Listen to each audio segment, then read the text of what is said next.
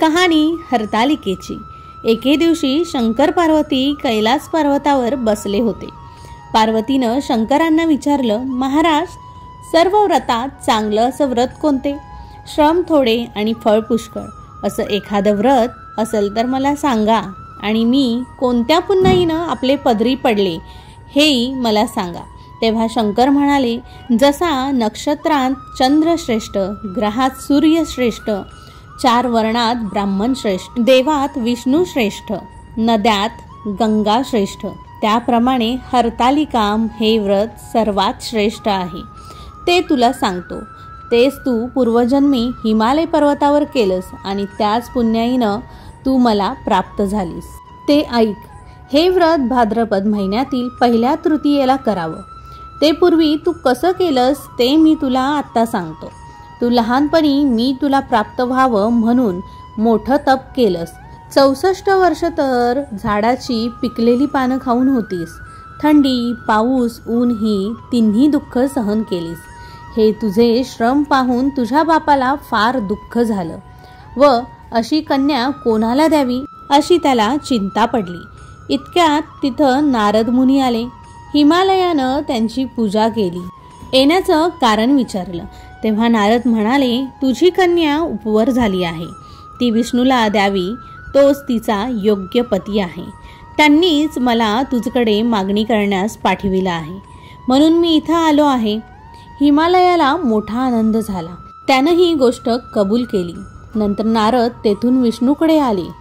त्यांना ती हकीकत कळविली व आपण निघून दुसरीकडे गेले।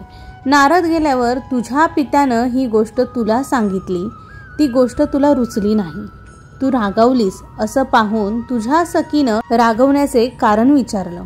तेव्हा तू सांगितलंस, महादेवा वाचून मला दुसरा पती करणे नाही असा माझा निश्चय आहे। असं असून माझ्या पित्यानं मला विष्णूला देण्याचं कबूल केलं आहे। ह्याला काय उपाय करावा? मग तुला तुझ्या सखीनं एका घोर अरण्यात नेलं। तिथं गेल्यावर एक नदी दृष्टी पडली। जवळच एक गुहा आढळली। त्या गुहेत जाऊन तू उपवास केलास। तिथं माझं लिंग पार्वतीसह स्थापिलस। त्यांची पूजा केलीस। तो दिवस भाद्रपद शुद्ध तृतीयाचा होता। रात्री जागरण केलंस। त्या पुण्यानं इथलं माझं आसन हललं। नंतर मी तिथं आलो, तुला दर्शन दिलं आणि वर मागण्यास सांगितलं। तू म्हणाली, तुम्ही माझे पती व्हावं याशिवाय दुसरी इच्छा नाही। नंतर ती गोष्ट मी मान्य केली। मी गुप्त झालो। पुढे दुसऱ्या दिवशी ती व्रतपूजा विसर्जन केलीस। मैत्रिणीसह त्याचं पारणं केलंस। इतक्यात तुझा बाप तिथं आला। त्यानं तुला इकडं पळून येण्याचं कारण विचारलं। मग तू हकीकत सांगितलीस। पुढं त्यानं तुला मलाच देण्याचं वचन दिलं। तुला घेऊन घरी गेला। मग काही दिवसांनी चांगला मुहूर्त पाहून मला अर्पण केली। अशी या व्रतानं तुझी इच्छा पूर्ण झाली। याला हरतालिका व्रत असं म्हणतात। याचा विधी असा आहे, ज्या ठिकाणी हे व्रत करावयाचं असेल त्या ठिकाणी तोरण बांधावं, केळीचे खांब लावून ते स्थळ सुशोभित करावं। पुढं रांगोळी घालून पार्वतीसह महादेवाचं लिंग स्थापन करावं। षोडशोपचारांनी त्यांची पूजा करावी।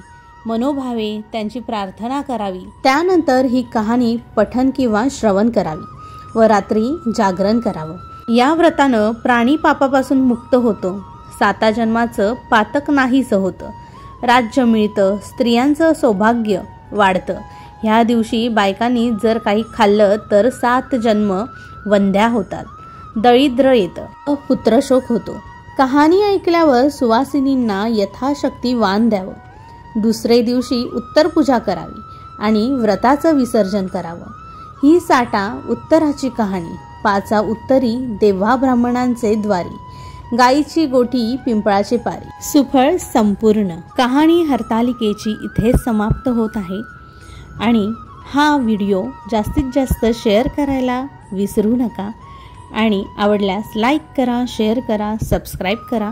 धन्यवाद। श्री स्वामी समर्थ।